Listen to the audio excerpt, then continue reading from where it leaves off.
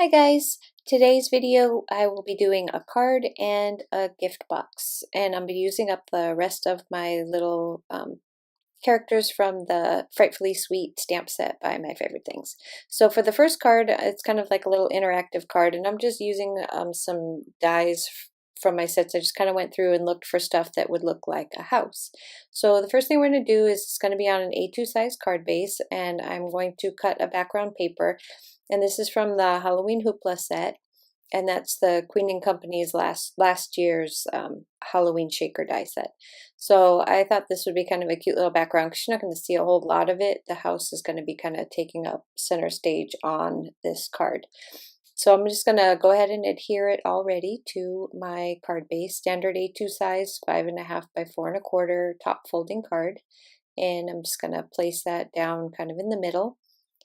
And I've already cut some ground out of some brown cardstock, and I used just a little stitched hillside border to cut that out. And for my dies, I'm using a few, just actually a couple from the stitched squares. One for the roof there is from an Alterations, which you'll see me dump it out later on. It's from an Alterations die set, which makes like a little snow globe village. And then this is just a little square die that came, I can't remember which die set, but basically it's just go through and find dies to put together and turn it into, a house or whatever it is that you want to make.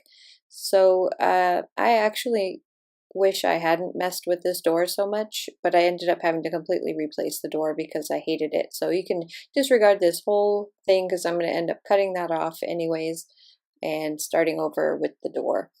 But I had used that little rectangle die and I'd only cut a part of it using my Big Shot, so I just put the plate up to the edge, but not all the way over, so that it would just cut the 3 sides instead of all 4. I'm going to attach my ground and my part of a house that I've already started. So I'm going to pop up the ground and the house. So right now I'm just figuring out placement, where everything is going to go.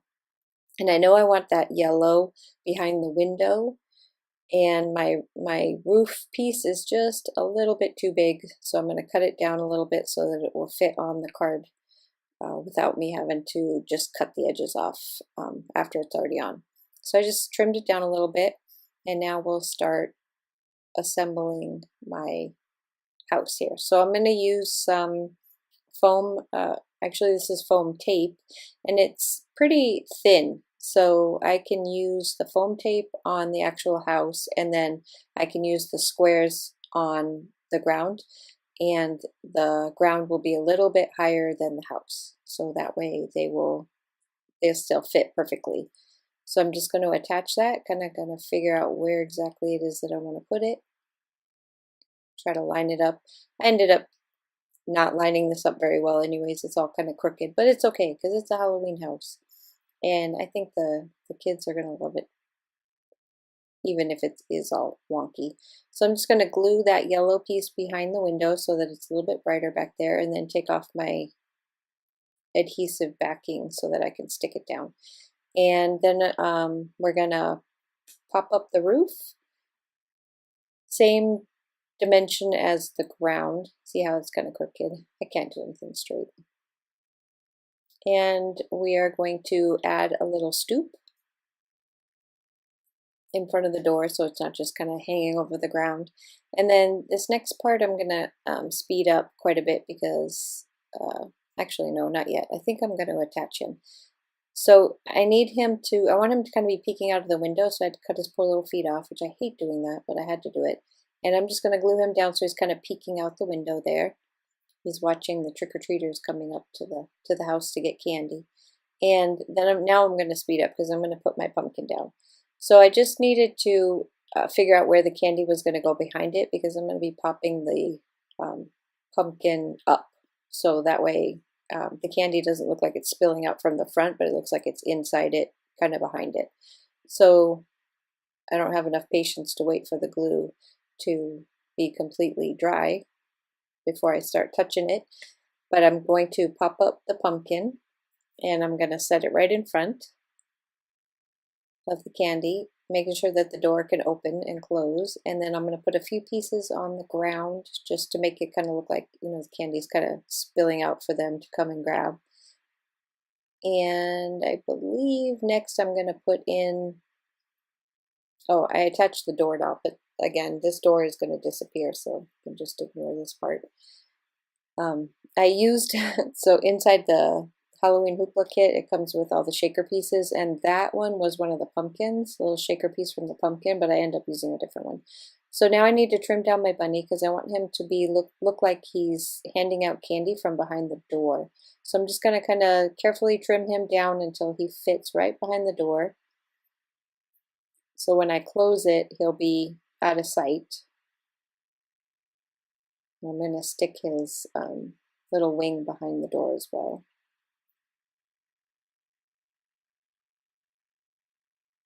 So I like the way the door is now, and I should have left well enough alone, but I didn't. And so, yeah, I'm kind of upset with how my little house turned out, but it's okay because who it's for, they're going to love it no matter what. So when you open the door, he's just kind of hanging out, giving out candy, and here's one of the trick-or-treaters coming up to the house to get his candy. And I'm just going to glue him straight down because I can't have any dimension behind there or else the door won't open. So he needs to be flat against the side. And I thought I wanted to put another character in there, but there's nowhere for me to put it and still open the door and it look right, so I left him off. And now, pretty sure this is where I messed up the door. So I wanted the bunny, I wanted to be able to see him.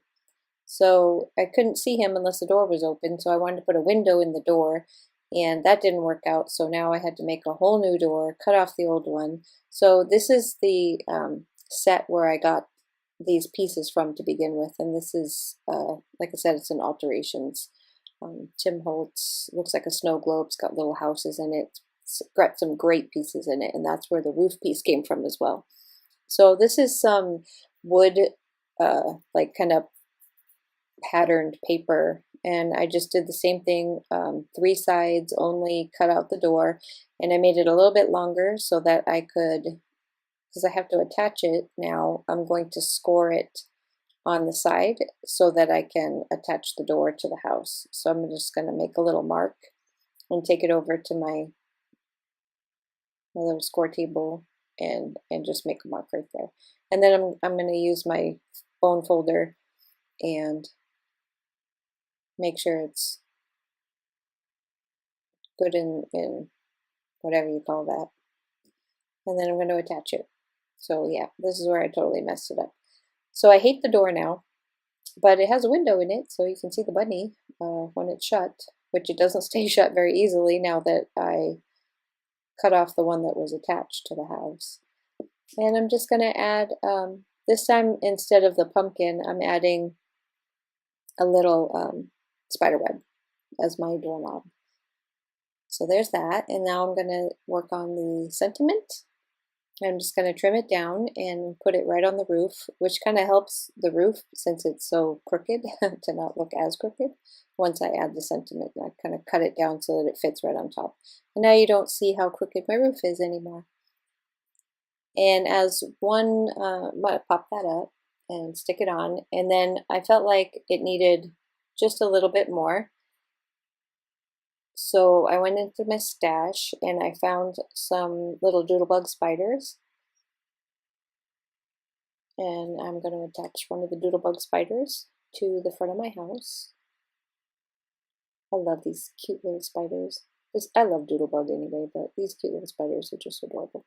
And then I'm going to use a Copic liner and I'm just going to make a little, so he's not just hanging there, I'm just going to make a little web for him to hang down from, and that will complete this frightfully sweet Halloween card with the door that opens and the bunny behind it. And I hate my door, but it's okay. Now moving on to the second project. This is a little treat box, and this die is a Sizzix die that I got.